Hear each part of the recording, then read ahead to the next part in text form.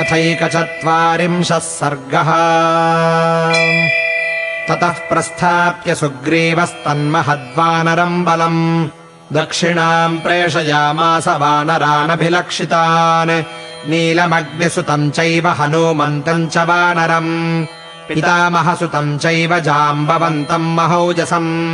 सुहोत्रम् च शरारिम् च शरगुल्मम् तथैव च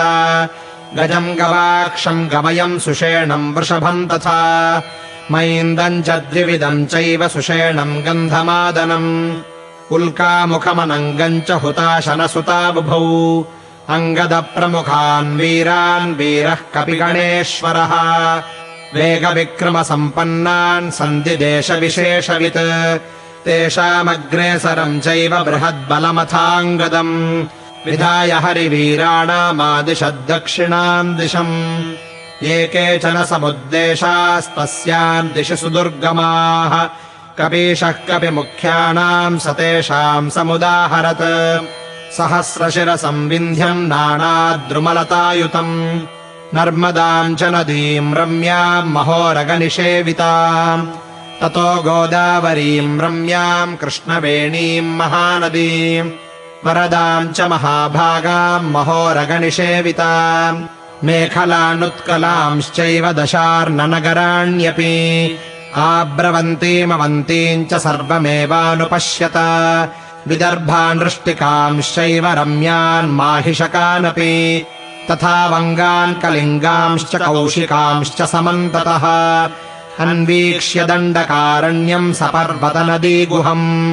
नदीम् गोदावरीम् चैव सर्वमेवानुपश्यत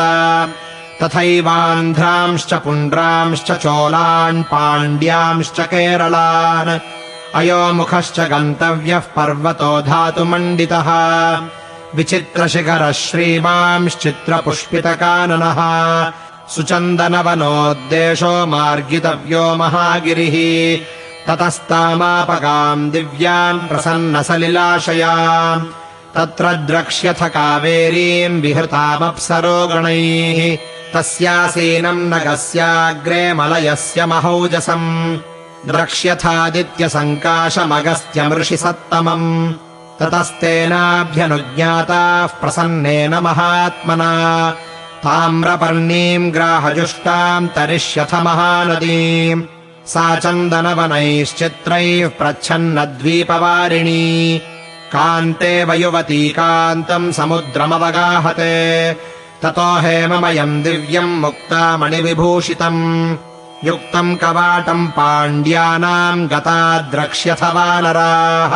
ततः समुद्रमासाद्य सम्प्रधार्यार्थनिश्चयम् अगस्त्येनान्तरे तत्र सागरे विनिवेशितः चित्रसानुनगः श्रीमान् महेन्द्रः पर्वतोत्तमः जातरूपमयः श्रीमानवगाढो महार्णवम् नानाविधैर्नगैः फुल्लैर्लताभिश्चोपशोभितम् देवर्षियक्षप्रवरैरप्सरोभिश्च शोभितम् सिद्धचारणसङ्घैश्च प्रकीर्णम् सुमनोरमम् तमुपैति सहस्राक्षः सदा पर्वसु पर्वसु द्वीपस्तस्यापरे पारे शतयोजनविस्तृतः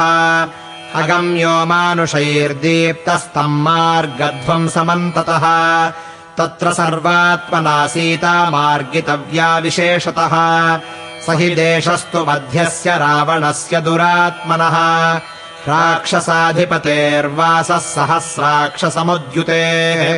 दक्षिणस्य समुद्रस्य मध्ये तस्य तु राक्षसी अङ्गारकेति विख्याता छायामाक्षिप्य भोजिनी एवम् निःसंशयान् कृत्वा संशयान्नष्टसंशयाः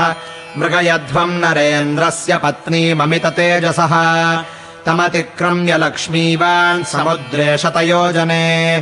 गिरिः पुष्पितको नाम सिद्धचारणसेवितः चन्द्रसूर्यांशु सङ्काशः सागराम्बुसमाश्रयः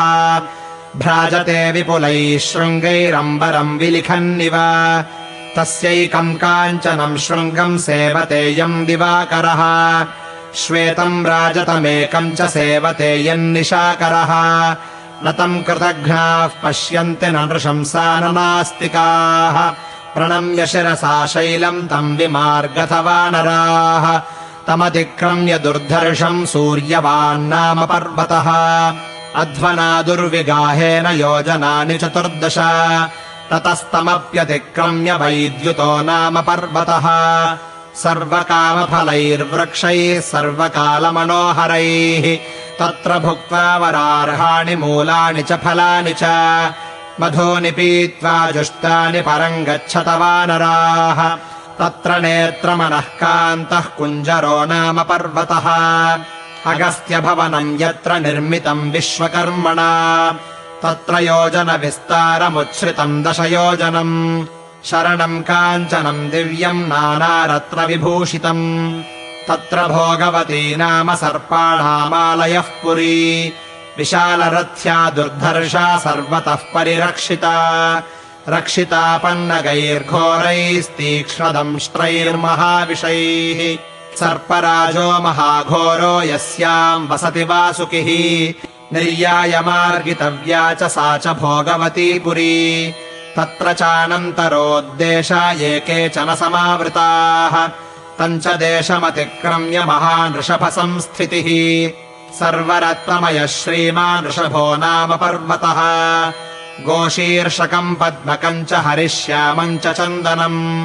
दिव्यमुत्पद्यते यत्र तच्चैवाग्निसमप्रभम्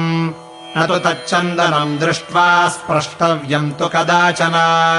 रोहिता नाम गन्धर्वा घोरम् रक्षन्ति तद्वनम् तत्र गन्धर्वपतयः 5 सूर्यसमप्रभाः शैलूषोऽग्रामणीः शिक्षः शुको बभ्रस्तथैव च रविसोमाग्निवपुषा निवासः पुण्यकर्मणा अन्ते पृथिव्या दुर्धर्षास्ततः स्वर्गजितस्थिताः ततः परम् नवः सेव्यः पितृलोकः सुदारुणः राजधानीयमस्यैषा कष्टेन तमसावृता एतावदेव युष्माभिर्वीरा वानरपुङ्गवाः शक्यम् विचेतुम् गन्तुम् वा नातो गतिमताम् गतिः सर्वमेतत्समालोक्य यच्चान्यदपि दृश्यते गतिम् विदित्वा वैदेह्याः सन्निवर्तितुमर्हथ यश्च मासान्निवृत्तोऽग्रे दृष्टासीतेति वक्ष्यति मत्तुल्यविभवो भोगैः सुखम् स विहरिष्यति ततः प्रियतरो नास्ति मम प्राणाद्विशेषतः कृतापराधो बहुशो मम बन्धुर्भविष्यति अमितबलपराक्रमा भवन्तो विपुलगुणेषु कुलेषु च प्रसूताः मनुजपतिसुताम् यथा लभध्वम् तदधिगुणम् पुरुषार्थमारभध्वम्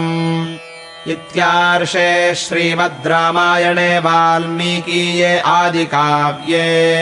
किष्किन्धाकाण्डे 41 सर्गः।